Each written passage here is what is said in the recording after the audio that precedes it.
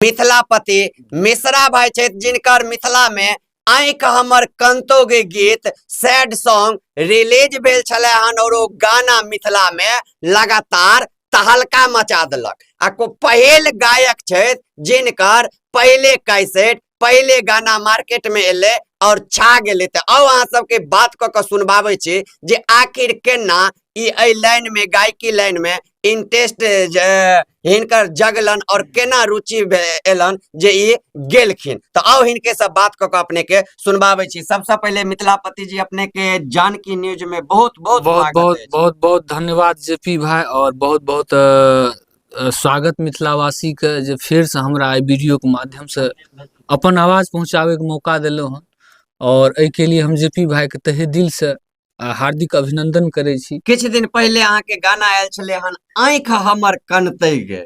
जी हम चाहब सबसे पहले दर्शक के 2 लाइन पहले ओकर मुखरा सुना क जे छै से इंटरव्यू के सिलसिला आगू बढ़ाबी। बिल्कुल बिल्कुल। जहिया तोहर डोली उठतो आँख हमर कनतो गे, मरवा के बांस से तोहर अर्थी हमर बनतो गे, हाथ में मेहंदी लगतो दूसरे के नाम के, फटतो करे जा लेबो जखन तोहर नाम गे, रही रही याद अभी आँख हमर कनतै गे, रही रही याद अभी आँख हमर कनतै गे, मरबा के बांस से तोहर अर्थी हमर बनतै गे, अर्थी हमर बनतै। वाह वाह वाह वाह, साक्षात देखबन मिथिलापति जी के गला में सरस्वती के वासना छन से मधुर सॉन्ग में गावे छथिन। सुन के लागैया कलेजा फाइट जात। आखिर मिथिलापति जी अपने के देखलो हन नया नया में गायकी लाइन में एलिए हन। हम सब तो ओना खूब नचनिया सब के विरोध करत रहे छियै, देखैत हेबे कतेक नचनिया हमरा नाम सुनते नाचऽ लागे छै। केना अपने के ए नाच गान में इंटरेस्ट आयल, केना शुरुआत के लिए अपने? देखियो हमरा बचपने से सिंगिंगे ने राइटिंगो से हमरा शौक रहे और बचपने से गावत रहूं जी स्कूल में 5वां 6ठा से। लेकिन ई जे कहबे स्टेज पर, लेकिन हमर मेन स्टेज पर जो हमर गांव के स्टेज बड़ा बड़ा नाटक ओय में हमर अभिनय में हमर बढ़िया किरदार रहले हन। पब्लिक कने दनी छै अपन अभिनय से, आइयो याद छै हमर उ कैरेक्टर के याद क्या रहले जी। तो कहे के मतलब अभिनय से भी हमरा ये, राइटिंग से भी है और गायकी से। लेकिन गायकी में हम जाने छी जे हम बहुत बड़ा स्तर तक कोनो बड़ा चैनल पर जाके हम नहीं गाबि सके छी, बहुत स्ट्रगल छै।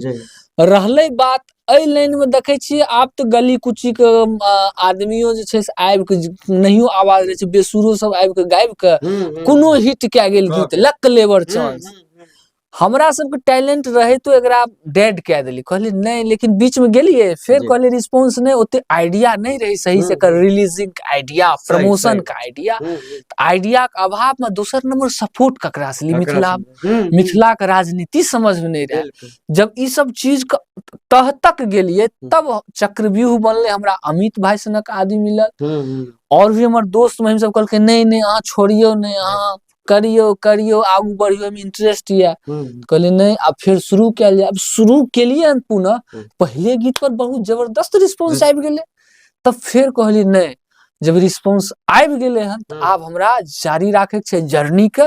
और इस जर्नी में अब हम जहां तक जाऊं उम्मीद छै जरूर हम सफल हेबे। आदमी जब फेल हो छै तखने सफल हो छै, जब निराश भेलिए तो फिर आशा जागे छै, तो फिर से हमरा आशा जागल हन। और एही कड़ी में अहाँ सन पत्रकारों भाई सपोर्ट कह रही, हमरा लिए सौभाग्य के बात छै। तो अपने के टीम में और के सब छै? देखियो हम तो सोशल मीडिया पर लाइव टाइप करते रहूं और बहुत दिन से तो ई सब करैत करैत सोशल मीडिया पर बहुत सारा मित्र बनला, और हमर जे मित्र मंडली में छथि हमर राइटर अमित झा, वो सोशले मीडिया के माध्यम से बिल्कुल बिल्कुल मिथिला में हमरा बहुत सारा लोग जाने छथि, उ सोशले मीडिया के माध्यम से आइ अहाँ तक हम पहुंचलहुं हन तो कहीं न कहीं सोशले मीडिया के। बिल्कुल आइ पहिल दिन देहा दही हमर अहाँ के सही मुलाकात सही भेल, सही तो कहीं न कहीं सोशल मीडिया के बहुत योगदान छै, और हम अपन टैलेंट के धीरे धीरे देखबैत गेलियै। देखियो हम गाइबो सकै छी, देखियो हम एक्टिंगो कए सकै छी। पहले वो चीज के देखेलिए, देखेला के बाद फिर हम उतरलिए, तकर बाद हमरा बैकअप में मिलला एकटा म्यूजिक डायरेक्टर संजय दरभंगा जी। वो कहलखिन नहीं मिथिलापति जी अहाँ के हम सपोर्ट करे छी, अहाँ हमर भाई छी, अहाँ गाओ, अहाँ लिए ट्रैक हम बनेबे, अहाँ के स्टूडियो हम अपन भेज रहल छी, और डिजिटली अहाँ के हम मैनेज करब। डिजिटल अहाँ के हमरा पास जाने छी 4-4 5-5 गो डिजिटल हमरा पीछा ब्रेन लगायल। तो सोच सकै छी आइ के युग में अगर अहाँ के पास सही डिजिटल ये सही तो अहाँ के स्टार बने टाइम नहीं लागत, बस अहाँ के मेहनत करे के छै। और वह मेहनत के हम चाहे छी जे हमर एते मेहनत करी जे हमरो एगो अच्छा खासा चेहरा बने अपन मिथिला में। तो सुनलिए जे मिथिलापति जी बतेले, तो और हम अहाँ से एगो प्रश्न पूछब, जे प्रश्न थोड़े अटपटांग छै।